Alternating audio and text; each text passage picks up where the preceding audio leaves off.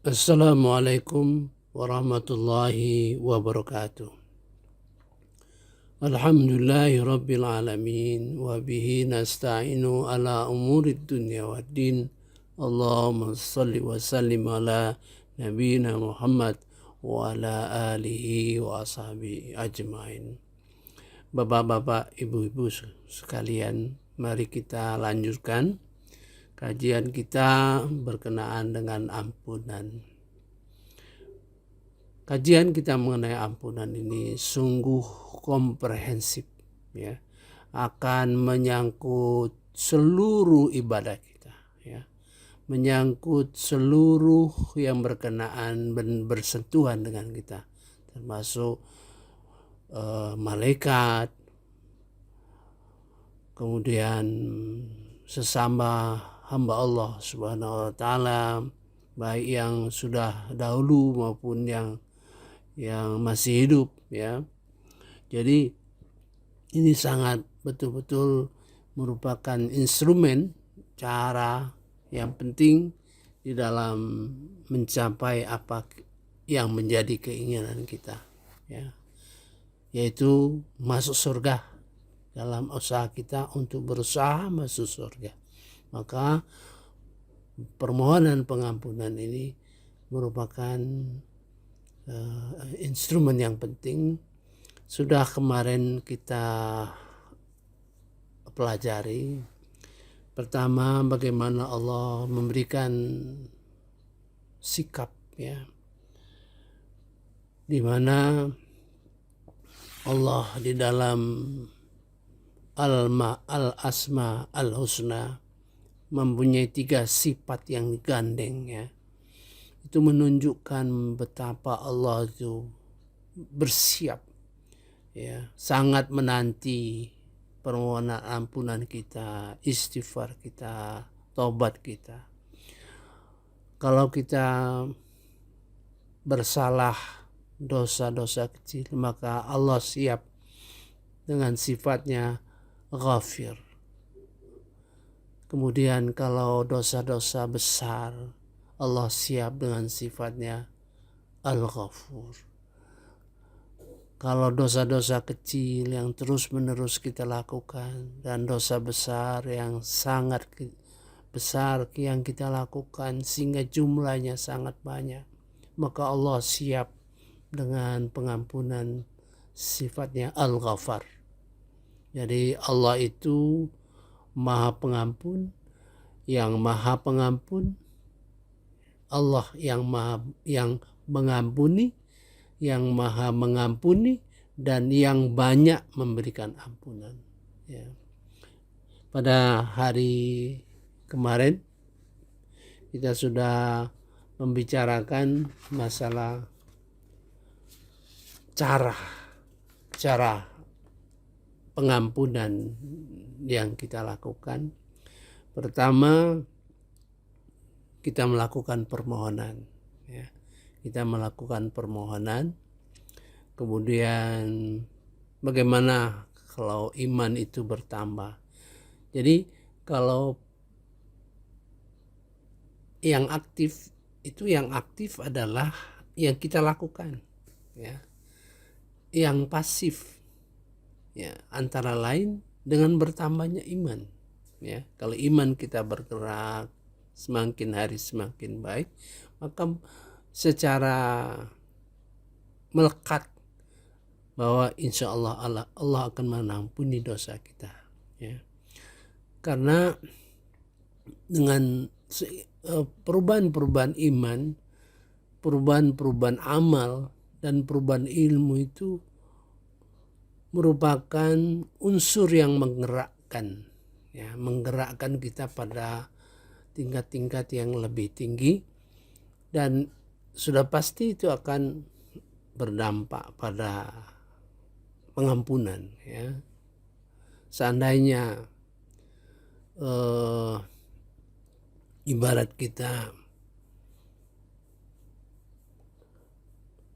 kalau kita mohon ampun, ya, kita mengucapkan astagfirullah, kita ingatkan apa yang kita rasakan dosanya, maka itu kalau katakanlah pertama itu pengampunan dosa itu akan menghapus dosa kita, maka istighfar yang selanjutnya itu merupakan ibadah kita, merupakan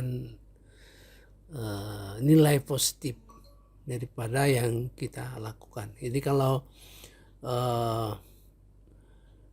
katakan dosa yang kita lakukan itu yang bernilai negatif, ya, maka dengan istighfar itu akan mengubah, ya, dari nilai negatif semakin berkurang,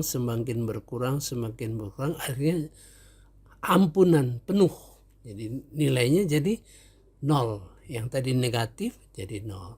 Nah, kalau kita lakukan terus istighfar, tobat terus dengan pemahaman yang sama, dengan dosa-dosa yang sama yang selalu kita kan, maka dia menjadi positif, ya, ini positif. Oke, yang selanjutnya amal soleh, ya, berupa infak dan segala kebaikan lah, sedekah itu akan mengampuni dosa, ya, dosa-dosa kita. Selanjutnya rahmat, ya. Rahmat itu dua macam yang kita lihat dalam Al-Quran itu. Ada yang tulisannya pakai ta yang tertutup, ta marbuto, ada yang ta terbuka, ya. Para ahli balagho memahami bahwa kalau ta tertutup tuh kira-kira rahmat itu tidak bisa dijangkau, ya, atau sesuatu yang mungkin di akhirat nanti kita peroleh rahmat Allah Subhanahu. Kalau ta terbuka, maka rahmat Allah Subhanahu wa taala itu bisa kita duga, ya. Mari kita lanjutkan mengenai permohonan ampun, karena seperti yang saya mukakan merupakan alat yang sangat dominan, ya, untuk mencapai surga. Alat yang sangat dominan untuk mencapai surga dan menyangkut banyak pihak. Nah, oleh sebab itu kita perlu pahami dan teruskan itu menjadi bagian ibadah kita. Mari kita perhatikan surah Al-Qari'ah, ya. Al-Qari'ah itu surah ke-101, ya, yang merupakan surah mengenai hari kiamat. Jadi saya perlu sampaikan bahwa surah-surah yang berkaitan dengan hari kiamat, ya, merupakan surah-surah ibarat di dalam ilmu manajemen, ya, adalah surah-surah yang menggambarkan prinsip, ya, prinsip gitu. Jadi menggambarkan prinsip yang apabila dilanggar akan merugikan itu, tapi dia tidak menggerakkan secara langsung. Misalnya prinsip satu komando, misalnya di dalam kepemimpinan. Apabila itu dilanggar, misalnya ada dua komando, maka sistem organisasi itu akan kacau, gitu, ya. Maka itu prinsip itu, ya, sebagian besar, ya. Jadi surah-surah yang berkenaan dengan kiamat itu surah-surah yang mengandung prinsip. Misalnya di dalam Al-Qari'ah kita baca, A'udzubillahi minasyaitonirrajim. Bismillahirrahmanirrahim. Al-Qari'ah mal-Qari'ah وَمَا أَدْرَاكَ مَا الْقَارِعَةُ. Jadi 3 ayat ini menggambarkan hari kiamat, ya, hari kiamat. bermacam-macam cara Allah menggambarkan hari kiamat. Kalau ini hari yang menggetarkan, ya, hari yang menggetarkan, ya. Hari kiamat dalam pengertian yang menggetarkan, ya. Semacam ketukan, ya, ketukan yang menggetarkan. Gitu. Mal qari'ah, apa itu hari kiamat? Wa ma adraka mal qari'ah. Kalau ada kata-kata wa ma adraka, nah, kamu dan apakah wa ma adraka mal qari'ah? Kalau pertanyaan seperti itu, pertanyaan yang tidak mungkin bisa kita jawab, karena Allah sendiri yang akan memberitahu, gitu, ya. Dan kita nggak tahu apakah hari kiamat itu, ya. Nah, baru ayat selanjutnya, yauma yakunun nasu kal farashil mabthus wa takunul jibalu kal ihnil manfush. Ayat keempat dan kelima. Hari kiamat. Apakah hari kiamat itu? Dan tahukah kamu apakah hari kiamat itu? Nah, itu yang 3 di atas, ya. Pada hari itu manusia seperti laron yang berterbangan, ya. Jadi karena pecah bumi ini, berantakan bumi ini, jadi manusia itu berterbangan seperti laron. Karena tidak ada lagi gravitasi bumi, ya. Gravitasi bumi itu tidak ada lagi, ya. Yang bisa kita berdiri di muka bumi ini karena ada gravitasi bumi. Kalau sudah tidak ada lagi seperti laron, ya, binatang-binatang yang biasa di rumah kita apabila pergantian musim, ya. Kalau dari musim hujan ke panas, gitu, dia akan banyak sekali keluar berterbangan. Watakunul jibal, dan menjadikan gunung-gunung, ya, kal ihnil manfush, seperti bulu-bulu yang dihamburkan.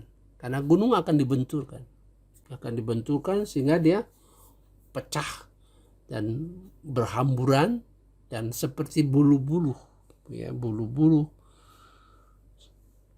yang berhamburan. Nah, sekarang hal prinsip, kita lanjutkan dengan hal prinsip. Fa amma man saqulat mawazinu, maka adapun yang berat timbangan kebaikannya, ya, pahalanya lebih berat, ya, dibandingkan dosanya. Fa amma man saqulat mawazinuhu fa huwa fi 'ishatir radiyah, maka dia berada dalam kehidupan yang memuaskan, senang. Artinya dia masuk surga. Kalau pahalanya itu berat, lebih berat daripada dosanya, timbangannya, maka dia akan hidup senang, ya. Artinya masuk surga. Tapi sebaliknya, wa amma man khaffat mawazinu, adapun orang yang ringan timbangannya, ya, artinya timbangan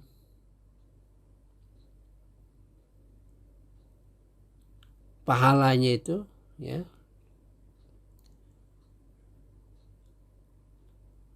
lebih berat dosanya, gitu, timbangannya, fa ummuhu hawiyah, maka tempat tinggalnya adalah neraka yang paling dalam. Oh, Ya, mudah-mudahan kita terhindar dari apa yang diberitakan ini. Allah.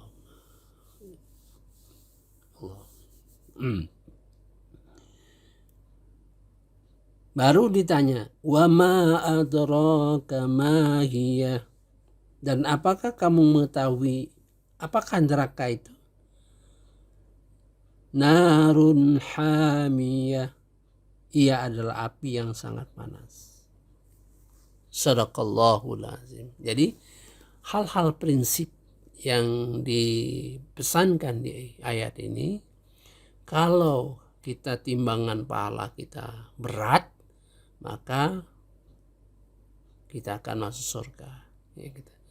Sebaliknya, kalau timbangan kita ringan, artinya banyak dosanya, maka kita akan masuk neraka. Nah, disinilah jadi supaya ini ada timbangan antara dosa dan pahala. Ya. Bagaimana kita masuk pahala, masuk surga? Itu apabila satu, bagian pahala ini kita tingkatkan. Jadi kita tingkatkan amal kita, gitu kan? Jadi supaya terjadi perbedaan yang jauh. Gitu. Sementara dosa kita mantap, statik. Gitu. Atau bagian pahala tetap, dosa diturunkan. Nah, dengan ampunan. Jadi kalau kita mendapat ampunan daripada Allah Subhanahu wa taala, maka berat timbangan kita kebaikan itu akan lagi semakin besar gitu, ya.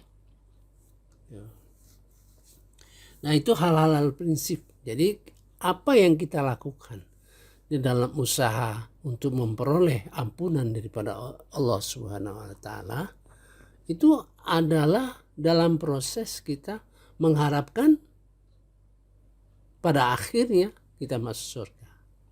Maka oleh sebab itu saya sudah katakan tadi, merupakan instrumen yang penting dalam kehidupan kita. Ya, di samping instrumen untuk memperoleh nilai-nilai ibadah gitu, ya. Tapi ini berkaitan, misalnya ya, kalau kita sedekah, kita berbuat baik, ya, infak, di satu sisi bisa menambah pahala, di satu sisi bisa mengurangi dosa gitu, ya. Jadi kita betul-betul harus menghayati ini dengan sungguh-sungguh, ya. Terutama yang paling kita lakukan adalah berdoa. Jadi kalau kita apalagi ke doa di dalam sholat itu, Rabbi firli, Rabbi firli, Rabbi firli. Sebenarnya Rabbi firli itu dari kata Rabb irli. Nah, jadi hubungannya dengan asal katanya berkait dengan rofaro dalam rangka mohon pengampunan Allah Subhanahu wa taala. Jadi dalam kita berdoa itu sungguh-sungguh kita rasakan, ya. Nanti dulu kita pokoknya kita baca itu dengan perasaan, ya. Nanti bagaimana kita menghubungkan itu dengan sujud, dengan ruku dan sebagainya, nanti itu persoalan lain, ya. Tapi paling tidak kita disitulah kita mohon ampun terhadap dosa-dosa kita, ya. Jadi kalau kita di dalam doa, di antara dua sujud itu, maka doa itu sangat penting, ya, termasuk doa-doa di dalam banyak hal, ya. Jadi sudah kita pakamkan bahwa bahwa permohonan ampun kepada Allah Subhanahu wa taala itu berkaitan erat dengan cita-cita kita, dengan harapan kita untuk masuk surga, ya. Itu yang perlu kita tanamkan dulu di dalam batin kita. Nah, nanti cara-cara pengampunan datangnya dari Allah Subhanahu wa taala itu mari kita bahas di dalam ayat-ayat Al-Quran dan hadis Rasulullah SAW, ya. Dengan demikian semakin kita rasakan jadi penghayatannya, ya. Jadi penghayatan, kalau kita katakanlah kita memasukkan infak di dalam kotak amal misalnya, atau dengan mengirimkan, sekarang ini kan seperti keluarga alumni kita itu menggerakkan infak, ya, baik kegiatan Jumat Barokah, gitu, penyantunan pada guru-guru, ya, penyantunan kepada duafa, gitu.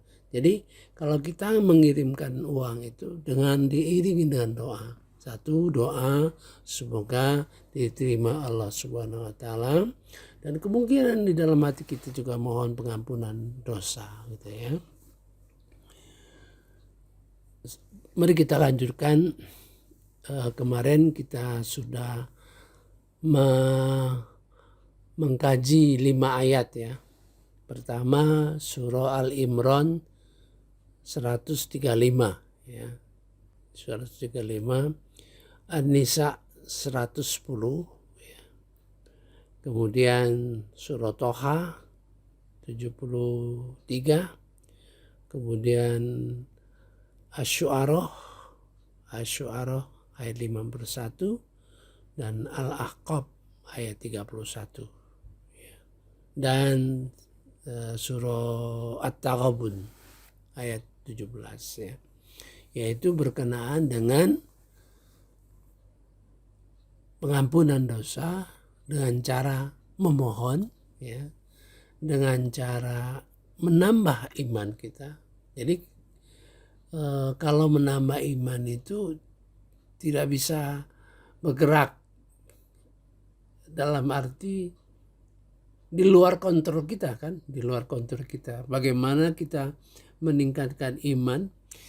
Ya, tanda iman itu semakin tinggi, ya, artinya semakin senang kita. Misalnya semakin senang kita melakukan ibadah-ibadah, itu menunjukkan bahwa iman kita semakin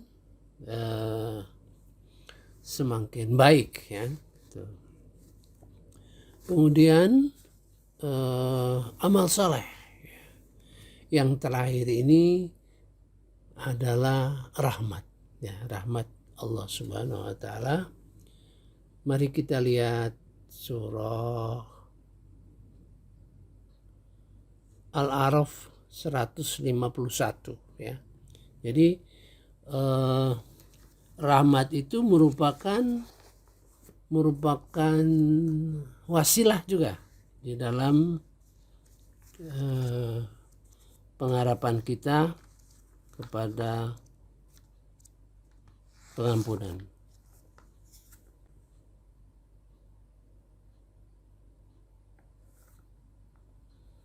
Di dalam surah Al-A'raf ayat 151, ya.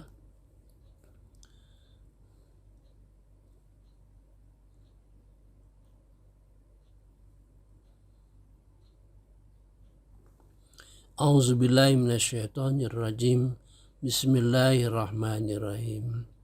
Dia Musa berdoa, ya Tuhanku, ampunilah aku dan saudaraku, ya, dan masukkanlah kami dalam rahmat Engkau, dan Engkau Maha Penyayang dari semua penyayang. Qala rabbirfirli wa li akhi, ya, wa adkhilna fi rahmati. wa anta arhamur rahimin. Jadi ini merupakan pelajaran bagi kita juga. Jadi kalau kita mohon ampun ya, misalnya Robbi firli atau farfirli, seperti doa kita ajaran ketika bangun dari tidur ya, kita bangun dari tidur ya hendak sholat tahajud gitu ya, kita baca antara lain doanya farfirli ya, itu. Nah, kita ingat juga wali walidaya gitu, wali wa azwazina gitu dan sebagainya. Kita ingat ke siapa-siapa yang tidak saja kita. Ini pelajaran bagi kita. Li wali akhi, nah, itu kepada saudaraku gitu. Wali walidaya gitu. Wa azwazina, wali walidaina gitu. Anak-anak wa zurriyatiyan. Nah, itu seperti itu. Kalau jadi ketika kita berdoa itu ingat dengan yang lain ya. Itu salah satu pelajaran yang kita peroleh dari Al-A'raf 151. Qala rabbirfirli wa li akhi wa adkhilna fi rahmatika wa anta arhamur rahimin. Itu yang mulai masuk ke dalam rahmat ya. Kemudian lebih lanjut lagi,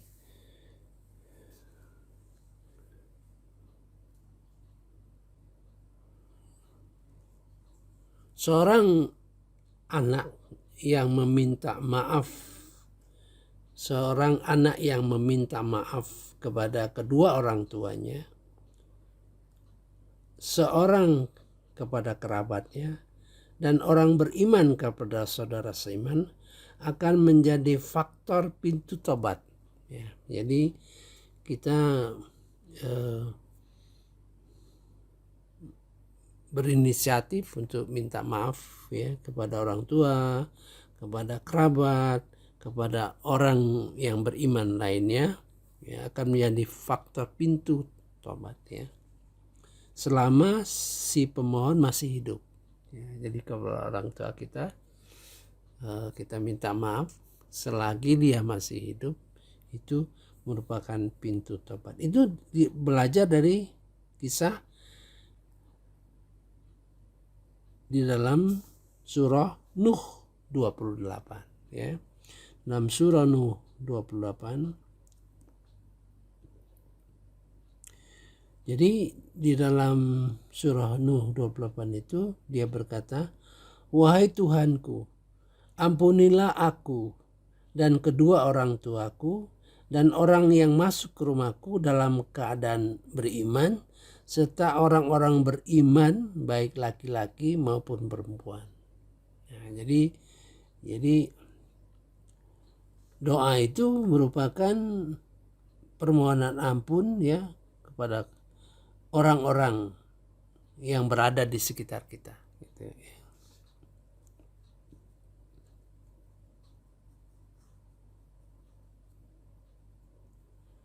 Kemudian surah Ibrahim 41 ya.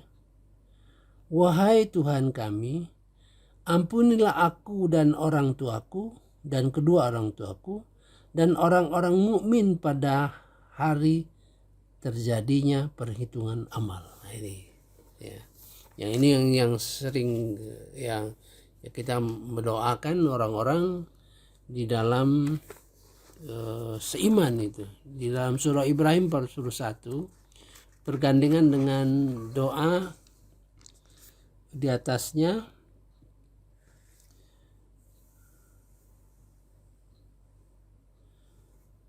Ini doa yang sangat penting ini kita ya. Rabbi ja'alni muqimas shalah wa min dzurriyyati. Ya Tuhanku, jadikanlah aku orang yang mendirikan sholat, mukimus sholat. Jadi orang ya yang memang taat gitu. Begitu juga wa min dzurriyyati, kepada keturunanku. Rabbana wa taqabbal doa. Sesungguhnya engkau maha penerima doa. Nah ini Rabbana firli ya. Ya Tuhan penciptaku, berikanlah ampun kepadaku, wali walidayah, dan kedua orang tuaku, walil mu'minin yauma yaqumul hisab, dan para mukmin ya seluruhnya yauma yaqumul hisab. Nah, ada juga doa kita terhadap yang rinci ya. Yang rinci itu misalnya kita mendoakan Allahumma firli wali walidayya walil mu'minina yauma yaqumul hisab. Kemudian pada mukmin yang masih hidup maupun yang pada mati, itu rincian. Jadi sebenarnya kalau kita baca doa ini ya lebih lengkap. Rabbana firli wali walidayya walil mu'minina yauma yaqumul hisab. Ya mukmin yang masih hidup atau yang sudah mendahului kita ya. Saya kira cukup hari ini ya, mudah-mudahan kita lanjut ya. Saya kira cukup panjang ya. Subhanakallahumma wa bihamdika asyhadu an la ilaha illa anta astaghfiruka wa atubu ilaik. Wallahu alam. Wassalamualaikum warahmatullahi wabarakatuh.